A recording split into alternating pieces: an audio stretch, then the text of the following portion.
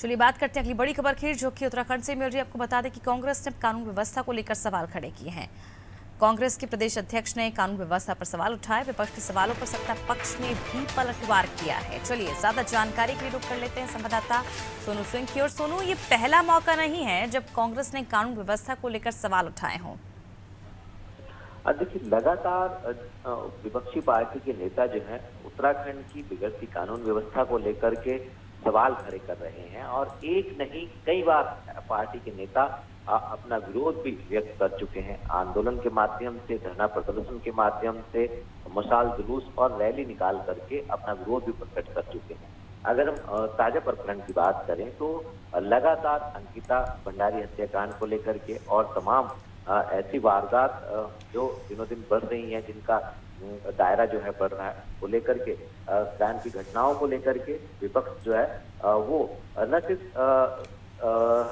सवाल खड़े कर रहा है, बल्कि सत्ताधारी पार्टी के जो प्रदेश अध्यक्ष हैं उन पर भी कई सवाल खड़े कर रहा है। और एक तरफ जहां विपक्ष के नेता जो हैं वो बीजेपी के प्रदेश अध्यक्ष पर सवाल खड़े कर रहे हैं और बिगड़ती कानून व्यवस्था को इसका आधार बता रहे हैं, तो वहीं बीजेपी की तरफ से भी पलटवार किया जा रहा है। और साफ तौर पर आरोप और प्रत्यारोप की सियासत हम कह सकते हैं यहाँ देखने को मिल रही है। कानून व्यवस्था कैसे बेहतर हो सकती है, इसके लिए सरकार प्रयास कर रही है। एक रोज पहले ही जब पुलिस स्मृति दिवस का आयोजन किया गया तो मुख्यमंत्री ने कहीं पुलिस को लेकर के, बेहतर पुलिसिंग व्यवस्था को लेकर के कई घोषणाएं भी की और ये भरोसा दिलाया कि शांति व्यवस्था करने में पुलिस जो अपना पूरी तरह से ईमानदारी से अपने कर्तव्यों का पालन करेगी। और दूसरी तरफ इस पर सियासत हो रही है। विपक्ष के नेता लगातार सवाल खड़े कर रहे हैं और सत्ता पक्ष के नेता जो हैं वो विपक्ष पर सवाल खड़े कर रहे हैं। तो अब देखना होगा कि आने वाले समय में सरकार जो पुलिसिंग व्यवस्था है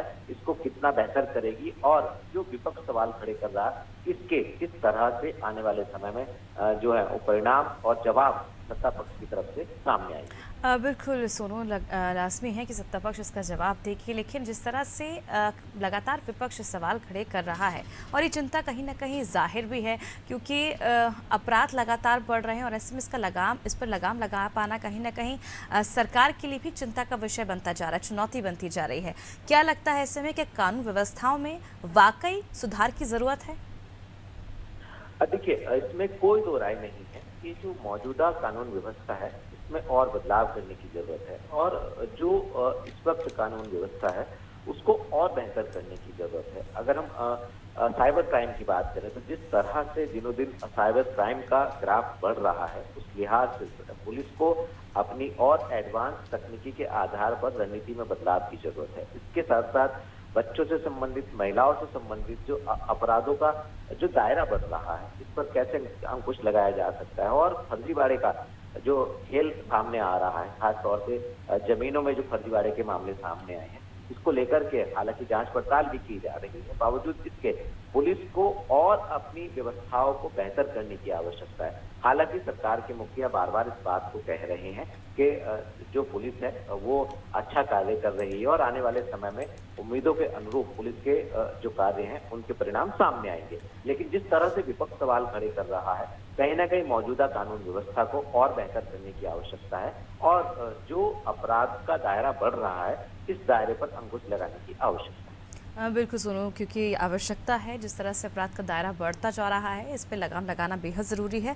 सुनो, जिस तरह से अंकिता हत्याकांड का मामला लगातार उत्तराखंड में गरमाया हुआ है और इसे लेकर समय समय पर विपक्ष कई तरह के आरोप भी लगाती रही है, क्या लगता है आखिर इस पूरे मामले को लेकर अब तक किसी तरह का कोई जो बड़ी सज़ा होनी चाहिए, जो कदम उठाने चाहिए, वो अब तक क्यों नहीं उठाए गए हैं?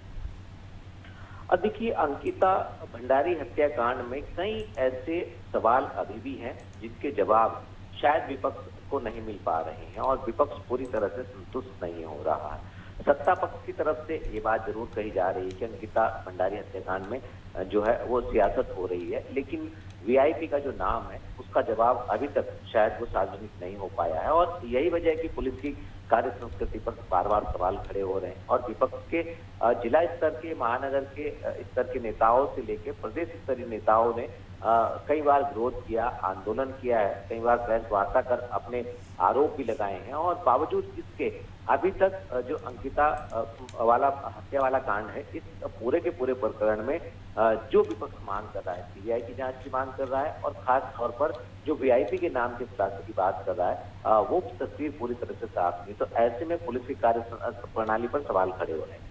अब क्योंकि लगातार लंबे समय से विपक्ष इसको एक मुद्दा बनाए हुए है और न सिर्फ सड़कों पर विपक्ष ने आंदोलन किया बल्कि सदन में भी ये मामला काफी गुंजा। तो ऐसे में अब देखना होगा कि जो पुलिस है वो कैसे विपक्ष के सवालों का जवाब देगी, कैसे इस पूरे के पूरे प्रकरण का खुलासा करेगी और कैसे बड़े बड़े जो इसमें संलिप्त बताए जा रहे हैं उनको सलाखों के पीछे पहुंचाएगी। ये तमाम ऐसे पहलू हैं जो इस प्रकरण से जुड़े हुए हैं। अब देखना होगा कि पुलिस आखिर कब तक विपक्ष को पूरी तरह से अपने एक्शन से संतुष्ट कर पाएगी। बने रहिए हमारे साथ। सोनू, आपसे और जानकारी हम लेंगे। तो आपको बता दें, लगातार उत्तराखंड में जो अपराध का ग्राफ है वो बढ़ता जा रहा है, जिसकी चिंता लगातार विपक्ष को भी, सत्ता पक्ष को भी। लेकिन अब इसे लेकर राजनीति जो है वो उत्तराखंड में देखने को मिल रही। विपक्ष तमाम तरह के जो आरोप है सरकार पर लगा रही, चाहे अंकिता हत्याकांड की बात की जाए या साइबर अपराध की बात की जाए। लगातार साइबर अपराध की अगर हम बात करें तो खासकर साइबर अपराध को लेकर उत्तराखंड सरकार जो है वो भी चिंतित है और पुलिस प्रशासन पर इसे लेकर समय समय पर सवाल निशान खड़ा होता रहा है। और अब कांग्रेस ने कानून व्यवस्था को लेकर सवाल खड़े कर दिए और कानून व्यवस्था को दुरुस्त करने के लिए और बेहतर करने के लिए सरकार से मांग की, जिसका पलटवार भी सत्ता पक्ष ने किया है। अब देखने वाली बात होगी कि सिर्फ आरोप प्रत्यारोप ही चलते रहेंगे या फिर वाकई कानून व्यवस्था को लेकर किसी तरह का जो सुधार है वो आने वाले वक्त में उत्तराखंड में